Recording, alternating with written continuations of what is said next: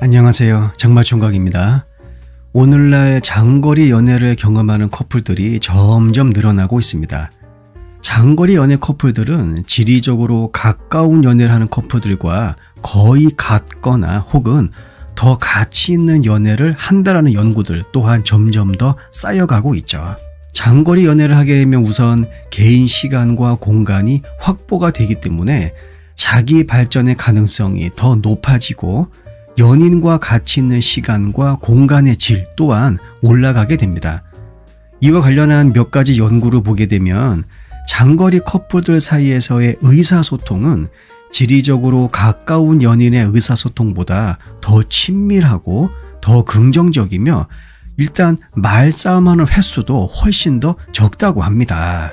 그러니까 의사소통의 질이 장거리든 단거리든 남녀 연애의 성공에 아주 중요한 요소로 작용한다는 것을 의미하는 것이죠. 2014년도에 발표된 한 연구에서는 장거리 커플들이 자주 감정적인 지원을 주고받으며 그리고 서로의 일상에 대해 상세히 대화하는 경향이 있다는 사실을 발견했습니다. 다시 말하면 상대방에 대한 주의 집중이 훨씬 더 강해진다는 것이죠.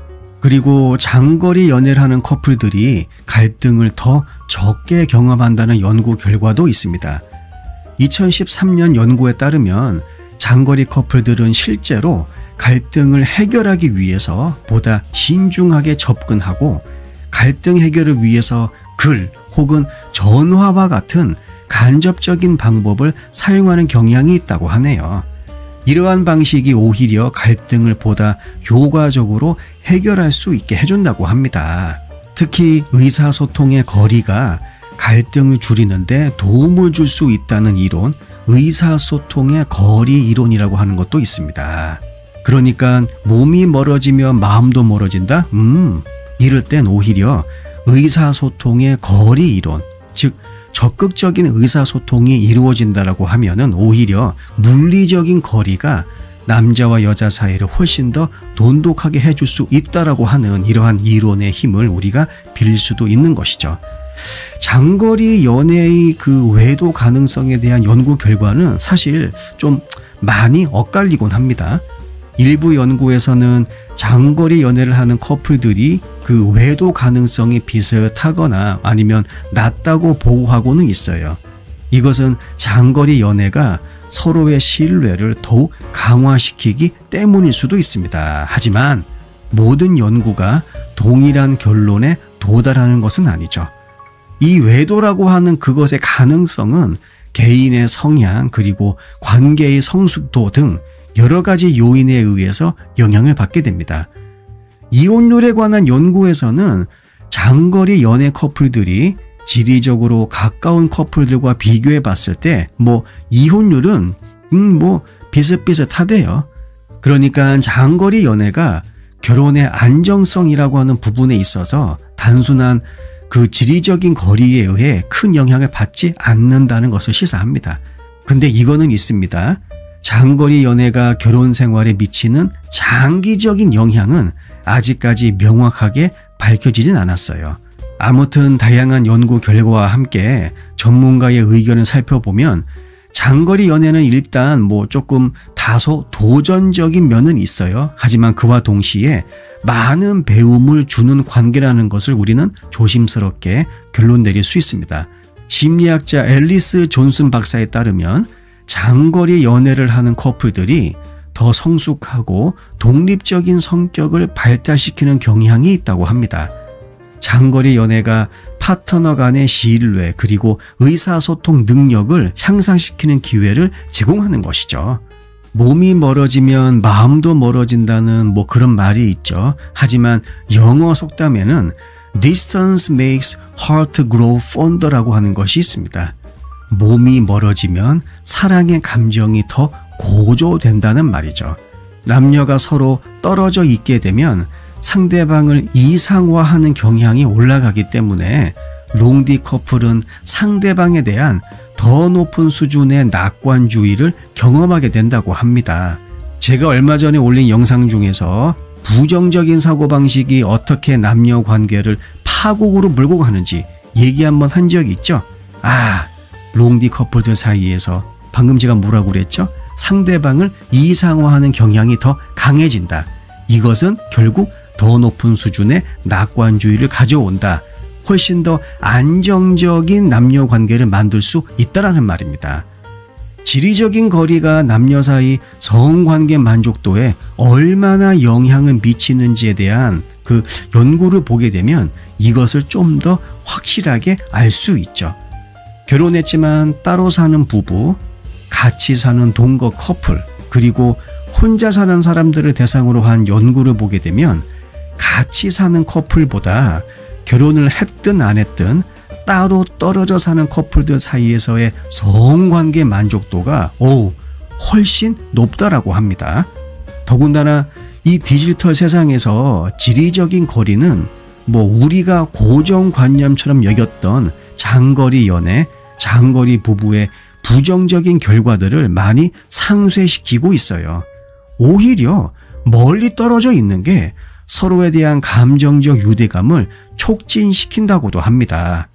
하지만 남녀 간 지리적 거리가 주는 장점을 경험하기 위해서 일부러 거주지를 따로 마련하세요라는 것은 절대로 아니죠. 일단 상당히 비효율적입니다. 돈 너무나 많이 들어가죠. 그럼에도 불구하고 여기엔 나름대로의 해결책이 있습니다. 바로 잠자리죠. 미국 랜드 연구소의 웬디 트록셀 연구원이 말하길 잠자리를 따로 마련하는 것은 많은 커플들로 하여금 다음날 아침 서로를 다시 보게 되었을 때 상대방에 대한 가치를 이전보다 훨씬 더 높이 평가하게끔 한다고 합니다. 그러니까 잠이라고 하는 휴가를 보낸 다음 다시 재결합하는 그러한 것과 같다고 볼 수 있는 것이죠. 최근 들어 잠자리를 따로 하는 커플들이 여러분들 늘어나고 있습니다. 하지만 잠자리를 따로 한다라고 인정하는 게 조금 쉽지는 않아요. 왜냐? 커플이 같이 살며 잠자리를 따로 한다는 것은 사실 이게 놓고 봤을 때 사랑과 친밀감이 결여되어 있기 때문이라는 그러한 고정관념이 아직도 우리들 사이에서 만연하기 때문입니다. 하지만 코골이, 뒤척임, 아니면 수면 중 이상 행동 그런 거, 아니면 또 취침 중에 화장실을 너무 자주 가는 이런 행동들, 이런 것들은 수면의 질을 낮추고 따라서 남녀 관계를 해치는 주범이 되기도 합니다.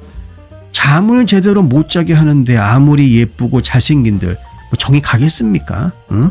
너무나 당연한 이치죠. 이런 경우 아예 잠자리를 따로 하는 것이 훨씬 더 높은 수준의 관계 만족도를 준다고 합니다. 게다가 한 입을 덮고 자는 것도 하루 이틀이죠. 허구한 날 봤던 얼굴 또 보고 하면 어지간하면 있던 성욕도 도망갈 가능성이 높습니다. 이럴 때 일정 기간 신체적인 거리를 두다 보면 그 전에 느껴지지 않았던 새로운 자극이 생겨나기도 하죠. 그렇다고 해서 무조건 따로 자라, 거리를 두어라 라는 말 다시 한번 이야기하지만 그런 말이 아니에요. 남녀가 서로 가까이 있다라는 것에 다양성을 주라는 의미입니다. 신체적으로 가까이 있는 것도 가까이 있는 것이지만 그렇지 않은 경우에는 정서적, 감정적으로 가까워질 수 있는 새로운 프레임을 만들라는 의미죠. 더 가까워지기 위해서 가끔 거리를 둘 필요가 있다는 말입니다. 섹스 앤 더 시티에서 주인공 캐리 브래드쇼 역을 맡았던 사라 제시카 파커가 이런 질문을 합니다. 가까워지기 위해서 우리 거리를 둘 필요가 있나요? 케이스 바이 케이스이긴 하지만 무조건 꼭 붙어 다니는 것보다 가끔씩 서로에 대한 거리를 유지해 보는 것은 연애에 새로운 관점을 줄 수 있습니다. 로저 드 라부틴이 얘기한 것처럼 조그만 불씨는 불을 꺼트리지만 큰 불은 더욱더 활활 타오르게 할 수가 있죠. 어느 정도 거리를 두어야 하는지 결정하는 건 쉽지가 않습니다. 하지만 한번 일단 시도라도 해보는 게 남녀 관계에서 오는 부담감을 해소하는 데 도움이 될 수 있습니다. 영상 내용이 도움이 되셨다면 구독과 좋아요 부탁드릴게요. 다음 영상에서 뵙겠습니다.